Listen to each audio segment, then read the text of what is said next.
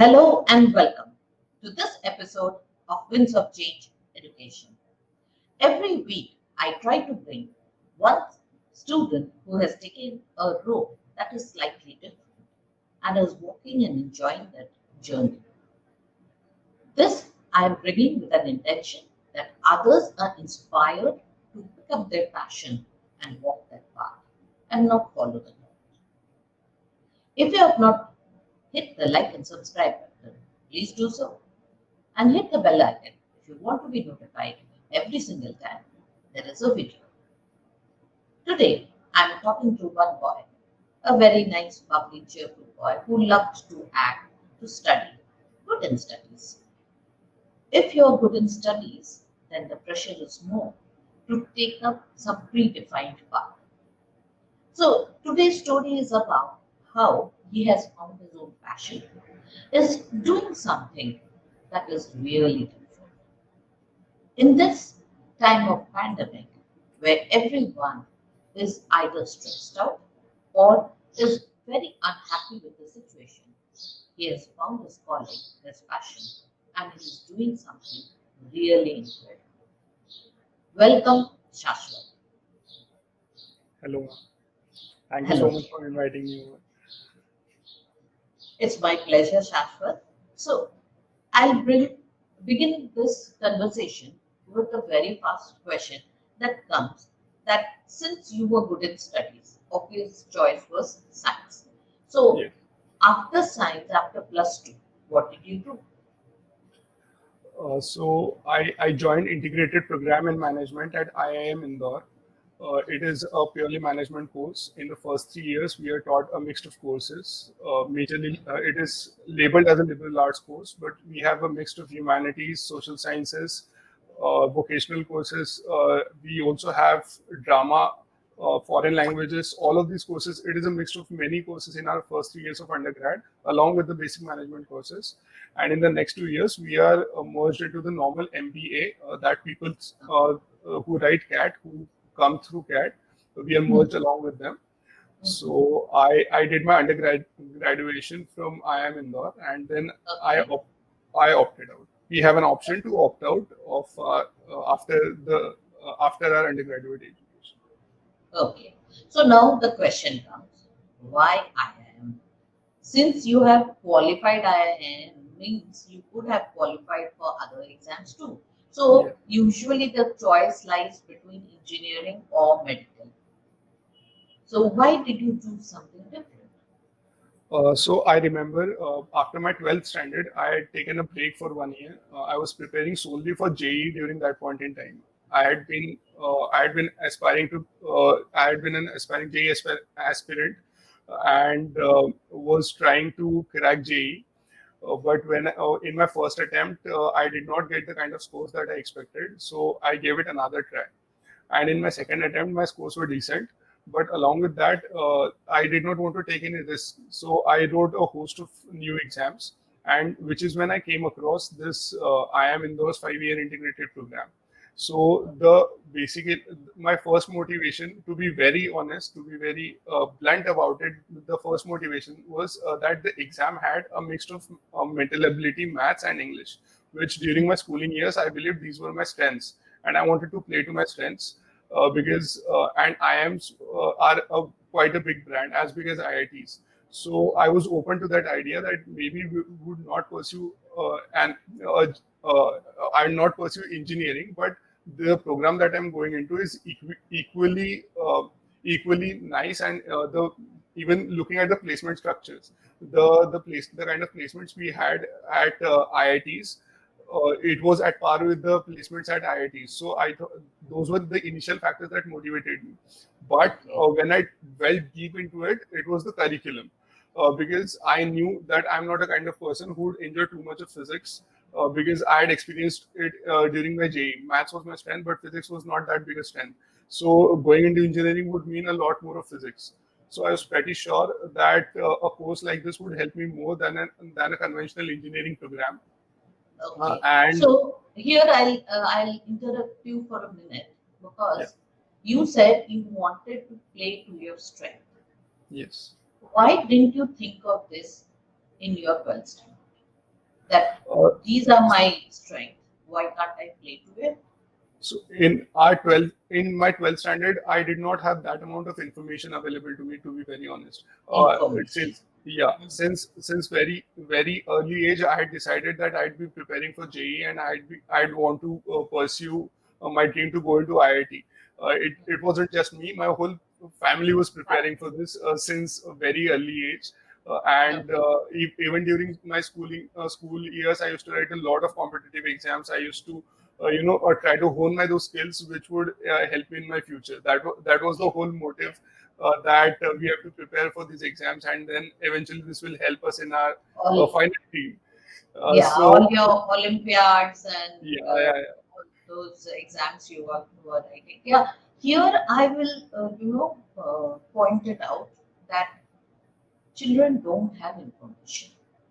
The moment you are in sixth or seventh standard, you start dreaming of IIT, not because you want to go and study physics there or you want to invent something or you want to do certain Mm, things. It is more based on the fact that it is a brand which will give you a good job in the future. And yes, a little boasting right that I have cracked identity. So this whole concept of pursuing a brand, I think somewhere is not correct because your skill, your ability, you cracked the IIM, which was a liberal course, which mm, somewhere down you felt reflected your passion. mm, It is nothing less than an IIT because you will enjoy the course. It's not about where you are going, it's about do you enjoy what you are doing? Will you continue doing it after a few years? So it's mm, very essential that you need to look what are your strengths and then work on it. So you took a break, you focused on a host of exams and you cracked this exam and you loved its curriculum. The yes. curriculum was really good. Yes, I have also gone through the curriculum and I found that a very interesting curriculum. Now, what was going on through your mind? Because no one that you knew who had gone into this college. You Yes, were the first one to go. So yes. you had no one to tell you what exactly the course is like or what you're going to get in there. So what Mm. was your expectation when you were entering into the college? So I'll take a step back, and before entering the college, my thought process, and then eventually during my admission process, my thought process, I'll go that way. So before entering, I had a couple of options, because my score in JEE was a slightly better this time, so I could get metallurgy and all of those courses in certain NITs. And then I had this program, this particular program at IIM Indore.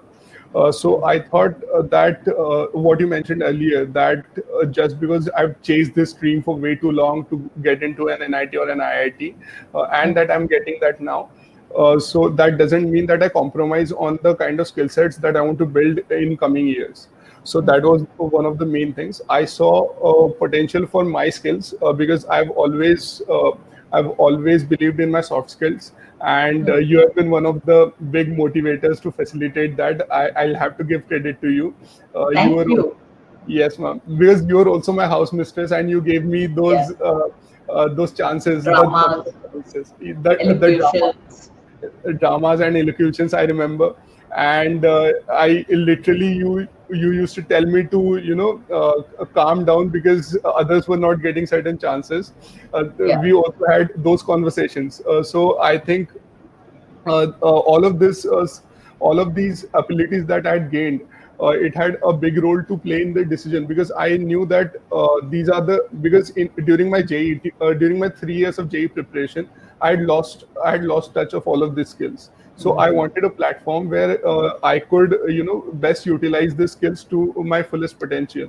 So when you see a course which has drama as a part of curriculum, which has foreign Yeah. languages as a part of curriculum, and Mhm. then you also have various other factors, and is one of the most reputed B schools in your country. Mhm. So there is little space.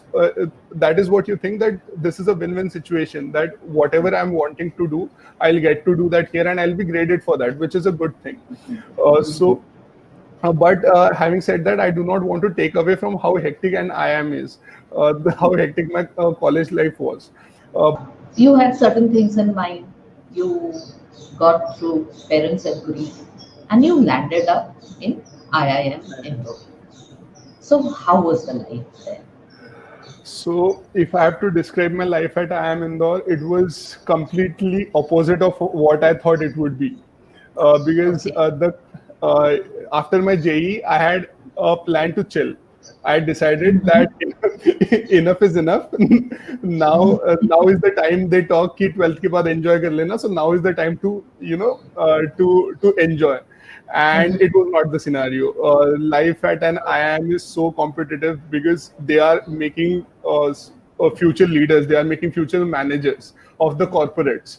And the kind of competition that you are going to have is with the experienced people who are going to come. So they have to nurture you for that as well, because you are not coming with any a permanent work experience. You will be freshers. So all of those dilemmas are there. So that way, it was a lot of statistics based courses, it was a lot of humanities based courses. And with statistics, I mean the hardcore statistics and mathematics based courses. I had this notion that maths was my strength. This was completely shattered by IIM.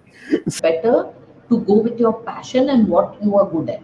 So then these 3 4 years, though it is competitive, you'll be enjoying it. Hmm. Otherwise, it will be a grind. Like you thought maths is your strength, but when you landed up there and you saw the maths being taught at that level, you had to grind it out. It was Yes. not easy.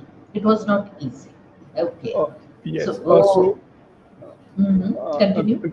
So when you go in that environment, initially you are intimidated by the people, you are intimidated by the environment that is there, because especially in an IIM, it is a punching down environment. I have to be very raw about this.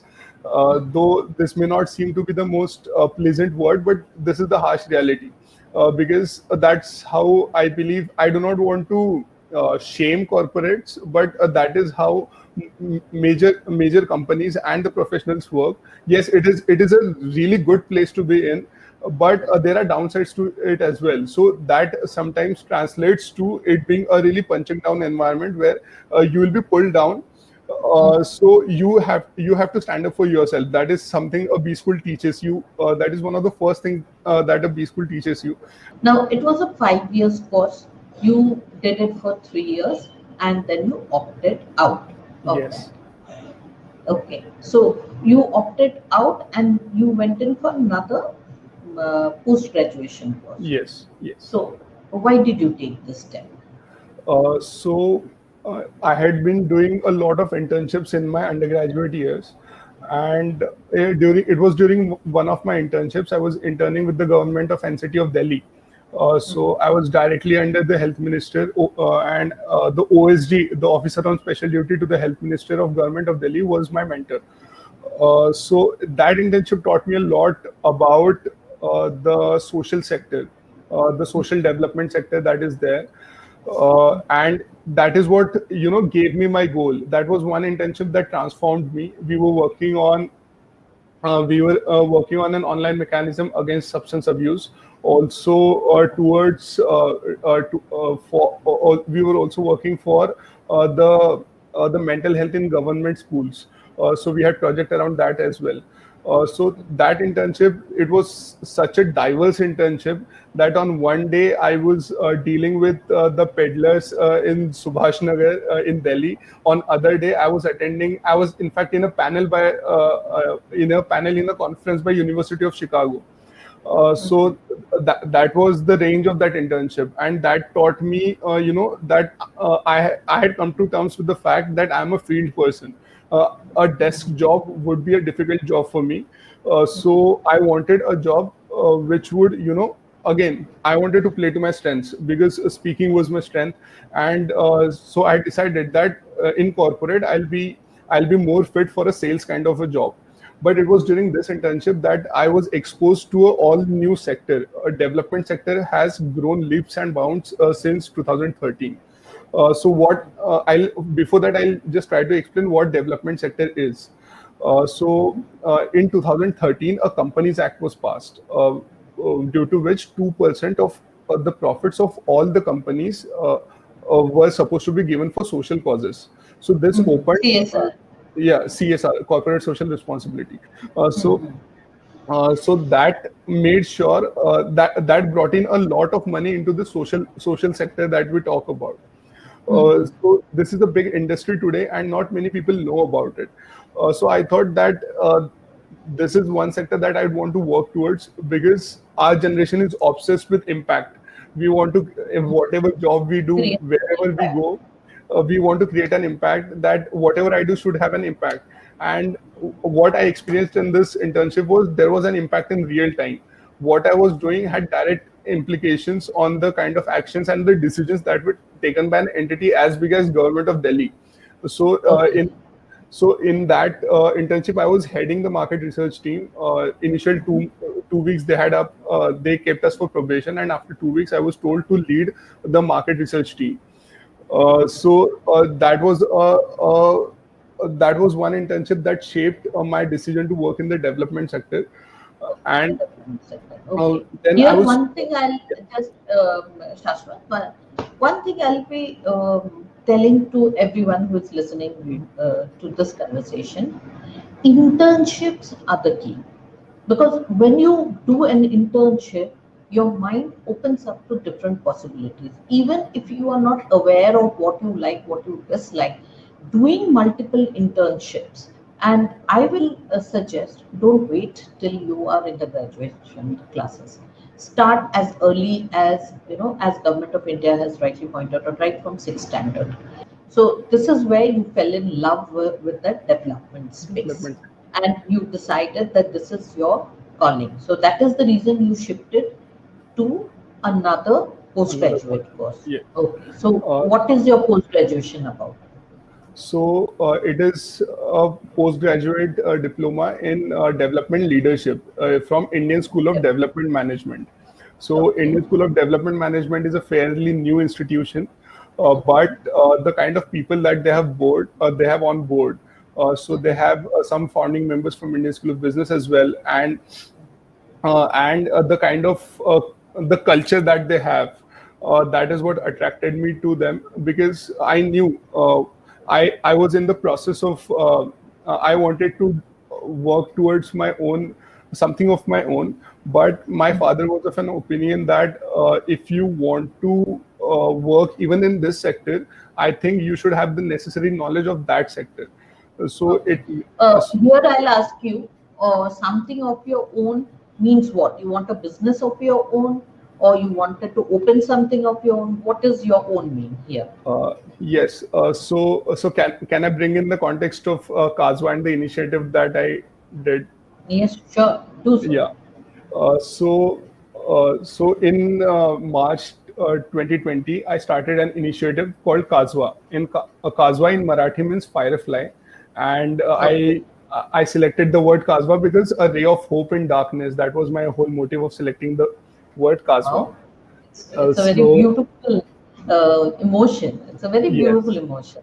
A ray of yes. hope in darkness. Yes. Uh, Okay. so So, Yeah, I started this initiative wherein I was providing relief. I did some relief work for the migrant work, the guest workers that we had okay. from Okay. Chhattisgarh, UP, and Bihar, who were working in Maharashtra. So Okay. we Wait. provided some. Here, Yeah. we will take a step backward. Okay. March 2020 means when we had the lockdown. We had the So long. during the lockdown, you were back home. You Yes. started off with providing some relief to the migrant workers. Migrant So, workers. okay, now you wanted an NGO which would work towards this development sector, Yes. and you were working towards it. Yes. Tell us the story. How did it start? How did you start? Did you So start directly with providing food, or was it something? no, no. What first? Tell me, What prompted you to start this? So when the lockdown was announced, I was still in my college. When we were the lockdown was not even announced by then. We were just informed by our college that the courses have been suspended for now, and that we'll have to go back to our places. So I knew it was during that time that terms like self-isolation and social distancing were coming. I was coming across these terms for the first time. Quarantine. These were the some of the terms. If we form a word cloud, these were the most prominent terms that were being used around that time. And the first instinct that I had was कि ये तो privilege है.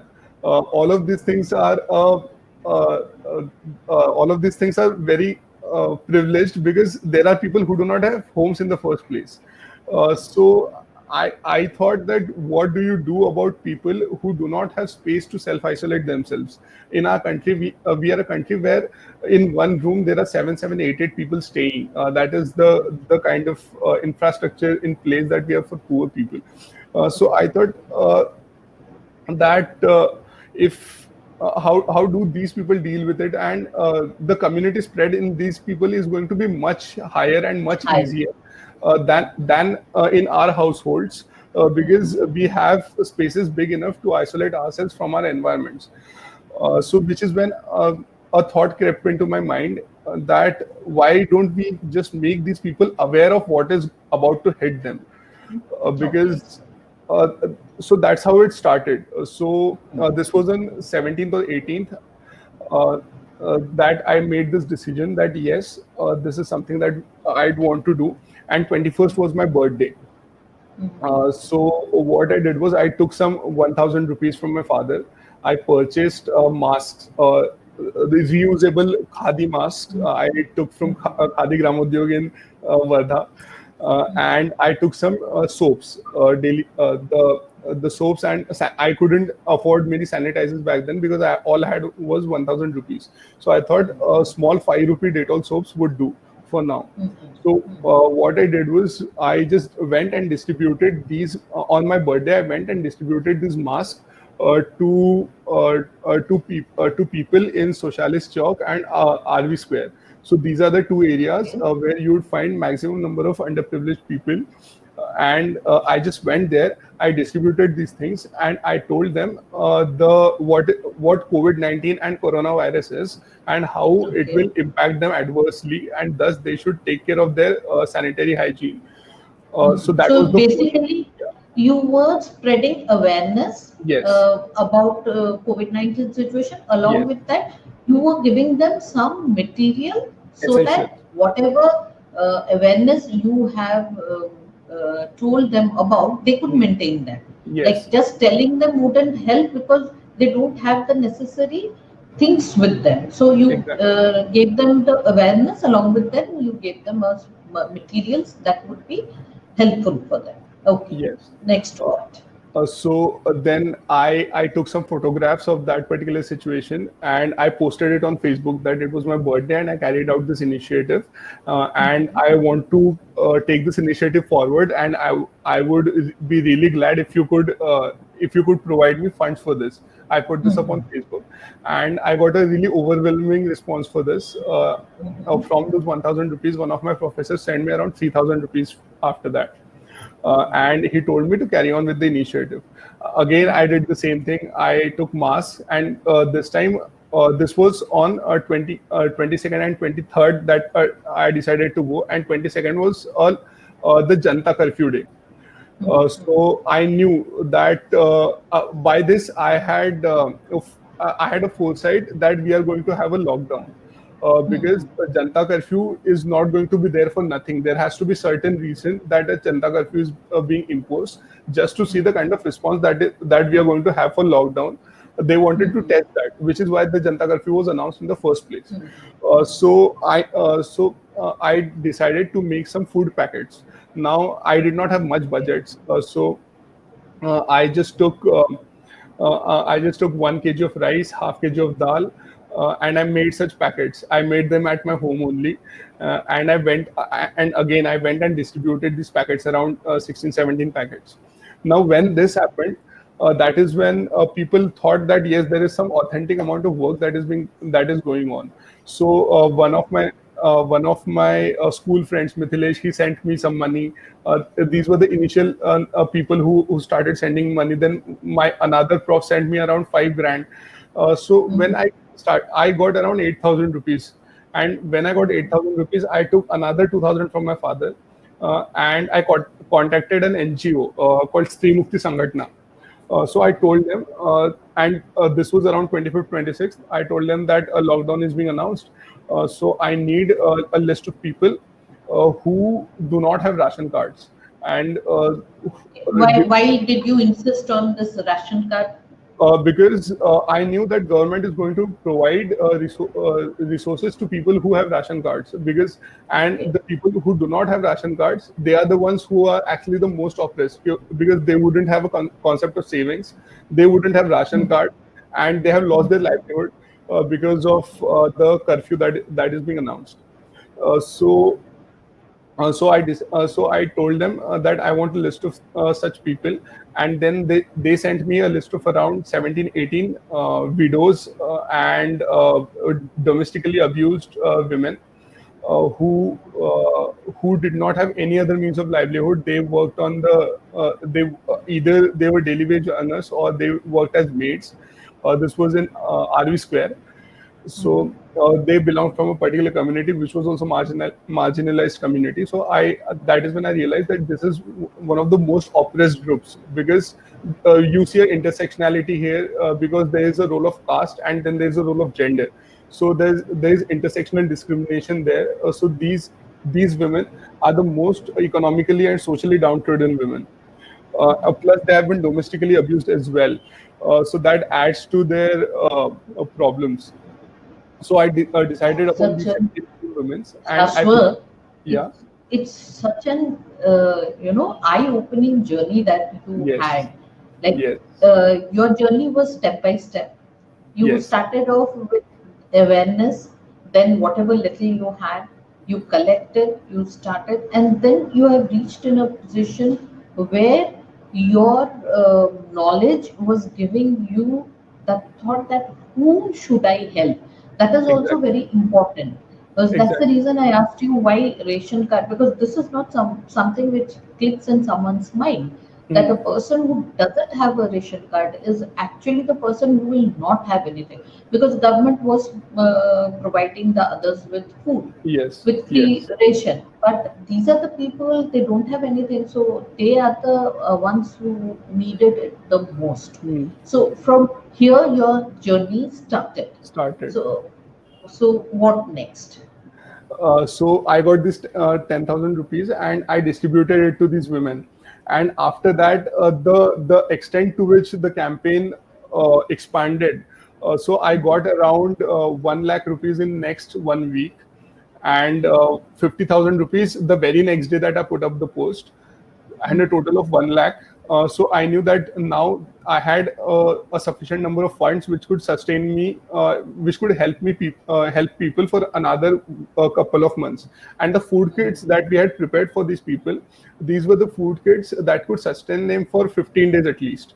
It Okay. had it had almost 5 kgs of rice, 1 kg of dal, and all the spices. We made sure that you know we at times overlook the dignity part of dignity of labor part of uh, we overlook at the dignity of labor of the economically downtrodden sections, and thus we do not take into consideration what my first instinct was कि दाल चावल मिल जाए काफी है, but eventually I understood कि एक महीना बस दाल चावल खा के सस्टेन नहीं कर पाएंगे.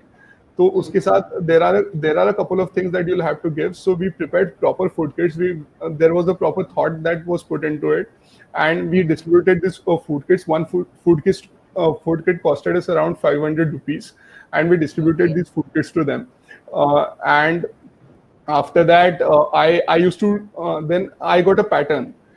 So I used to take people who were from the local community who wanted to create some change in that particular community, in Okay. their locality.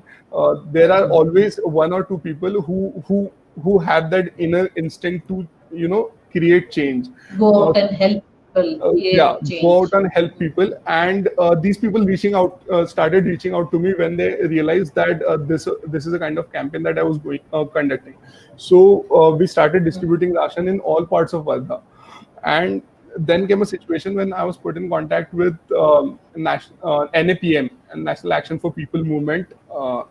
It is headed by Medha Patkar, and the Maharashtra head is stays in Wardha.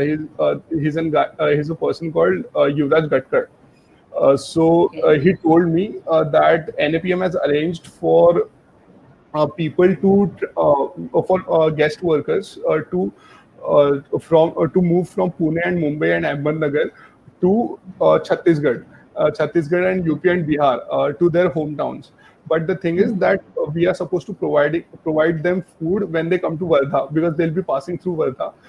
So one of my cousin's friends, he runs a restaurant on the highway. So he was also doing a similar campaign where he was providing cooked food to people of Barda. So I approached him, Okay. and in collaboration, we set up our first community kitchen. So Okay. we took couple of people that we had helped, and we told them कि हमने आपकी इतनी मदद करी है, आप बस हमारे लिए खाना बना दीजिएगा. And I was providing the funds, and then there were a couple of other philanthropists from Varda who volunteered for funds. And then I also come from a farming background. So we used to go to my village. We used to convince some of my uncles. We didn't even have to convince them. They would provide us with wheat and anything that they had. So we used to bring one big sack every 1 week or so. So we had a system in place. We had put up a system in place that way as well. Okay. Yeah. So that is how we had our first community kitchen setup, and eventually we were serving almost 2 to 3,000 people daily. Uh, Daily. yeah, people would come from this Ahmednagar and Pune, and then they would have to go to uh, UP, Bihar, and Chhattisgarh, their hometowns. Many of them were from Balaghat. Majority of the people were from Balaghat. So that is how it happened, and eventually we served around we were not sufficient. Our resources were not sufficient to sustain for 1 month or so. So there were other NGOs from Wardha. Youth for Change is an NGO that worked with us. NAPM worked with us. Then there was an NGO called IIM that was working in Wardha. There was a proper syndicate that was formed organically, and eventually many stakeholders, like even there was a group wherein even the collector was there, the tehsildar was there, and various people from NGOs were there. So all of these people were working collectively towards helping out people. So Helping that out people. Yeah, so we served around So 25,000 yes, people. Yeah, 25,000 meals you all yeah, serve. yeah, Wow, that's a huge number. So it is so fascinating to know that you had started out with the seed of a thought yes, that I want to spread the awareness, and as much as possible I can give them some items, yes, which you took further. People started joining it. That is why they say if you have a positive thought, people come. You don't know from where they will come, but they do come, they do contribute. And slowly it started gathering such a large momentum. 25,000 meals is such a huge thing to do. I don't think so even you had thought about it when you had first started out. You also didn't have this in and if we mind combine that other NGOs meals, it was 45,000 meals. 45,000 meals Yes. together. Wow, that's a huge And none number. of us had thought that this would be a situation and we would do it to this extent. But It was day by day. Day yeah, by day, it you was. went on with one step after the other, one Yes, step after the other. I The told this thing in is a that couple of. Okay. it is a very positive thing that you were doing. It is something to serve the other people that you were doing, that it had reached this proportion. Actually, whatever we think, it grows like a seed in our mind and it becomes a huge tree. So Yes. if we have positive thought in our mind, it will also grow. If you have negative things in our mind, that will also grow. That will also grow. So that will also grow. So a positive thing brings out a positive impact, like you could Hmm. have done it. Now here, did you ever have time to feel depressed or sit and tell that what has happened and how are things going to go better? Why are we sitting at home? All this negativity that surrounds people who don't do anything. Did you Yes. even have the time to think those thoughts? Uh, so I did not. After a point, it was so hectic that there was no space for this, all of these thoughts. That is Uh, when you yes, work, your mind is occupied, you think positive things. And then yes, you don't think negative. Negativity only comes when you are not consciously doing anything. When yes. you are idle. Idle mind, it becomes devil's workshop. But when you are constantly doing something, you will be evolving into something better. And that's why you could reach that 25,000 meal mark, Yes. because constantly you all were evolving, you were getting help from others, and you were doing your bit to serve the people. Now, here I'll ask you, you helped people. What did you learn from this? Did you Uh, learn so something? So the first thing that I learned was to own our privileges. We overlook our privileges so much, day in and day out. We overlook our privileges. We whine about things that this is not right, about this is not right, that is not right. The kind of stories that I have had, I wouldn't say that yes, I did not have time to reflect upon. With the amount of work, there was little time for reflection. But at the same time, it was a very emotionally exhausting process because there is so much sorrow around you. I remember I want to share one of the incidents that particularly happened. So people would come in all sorts of vehicles. Like there is no one vehicle that I saw that people did not come. They were walking by. They were coming on bicycles. They were coming on bikes. They were coming on these cargos, huge cargos. They coming and there is this the car carrying cargo, right? It doesn't even have any barriers from sides. So it is just people hanging there, literally hanging on those vehicles, and those are quite huge vehicles. So if the driver diverts even a little, the people at back would move way too much, and they did not have any support there. To hold So on. yeah, to hold on to. So one of such vehicles stopped, and we interacted with them. They were really exhausted, and we told them that it's okay, we can understand your situation. So one of those people said to me has stayed with me, and I hope it will stay with me for the rest of my life. He said me that you can never understand our situation, and never even pretend that you can understand our situation, because you are never going to go through these circumstances where you'll have to think about your next meal. So please do not make fun of us that way. That yes, we can understand your situation, and that was such an eye opener. And that is when you like to, Feel very humbled. yeah, You you're feel very very humble. humbled that what he said is so true. You will never be in his situation, you will never understand his situation. You can, God has given you that much courage and strength to go and help him in a little way possible. That one meal you Yes. might provide, but you cannot say that, yes, I do understand your situation. This is what you have been doing so long. What is your plan for the future? So this initiative shaped up into a Section 8 company that I'm about to establish, and along with that, I'm also pursuing my post graduation from Indian School of Development Management.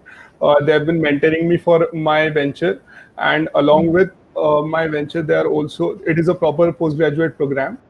So it is a really exhausting program that way. But there is a lot to learn, and we are applying the things that personally I am applying the things that I'm learning in real time, You're learning. because I've started another initiative Wow. for plasma donation right now. And we also raise Mhm. funds for Amphan. We could raise almost 50,000, and we work with a lot of local NGOs and individuals who, like me, I knew that there are many individuals who want to work, but nobody will fund them. So we picked some individuals and we funded them as well. So things are hunky dory right now that way. Okay. Now I'll ask you one thing. See, you have picked up a postgrad. You are doing an NGO. Now the question that comes to many people's mind who are watching this program Hmm. is that, is it possible to make a living out of it? Yes, I want to answer Eh, that question. mhm. Uh, so, uh, so a not-for-profit organization, a not-for-profit company, at the end of the day, is a company. It Mhm. by not-for-profit, you do not mean that there is no monetary aspect involved. There is a lot of money Okay. involved. Just that the money that is involved, you cannot use that money for profit making. Yes. Making a living This out of this is feasible, but yes, as compared to corporate, there is lesser money involved. But then you it's have to lesser identify your money. motivation. Maybe you have to wait for a longer time. You have to Yes. work before you can get that money. But the satisfaction that you are getting, I think so, is a lot more. If you want, you can go out and work somewhere. Yes. If you Yes. want, you can work in your own NGO till it becomes Mm. financially viable. But Yes. I think so, it will be because you love doing this, Mm. you will be happy doing this for the rest of your life, and you Definitely. will make a decent amount of money too, and definitely the satisfaction in place will also be there. So this is something, if you are really passionate about, Hmm. you want to make a Yes. difference, you have been doing an immense work, and all my best wishes to you. Like, you were always different from the rest. You took a path that is less traveled by others. I'm very sure in your life you will leave a huge impact on the Thank you so much. people that you try to meet. And thank you so much, Shashwat, to talking to me, because it was a really wonderful and interesting session in how this little boy that I had seen, and today also he is not grown up and joined the rat race. He is planning to take another path and Yes, ma'am. bring a change in society. Thank you so much. All my blessings, Thank and you, ma'am. hope Thank you. hope to see you in Varta doing some immensely wonderful work. Bye, Uh, dear. yes, ma'am. Thank you.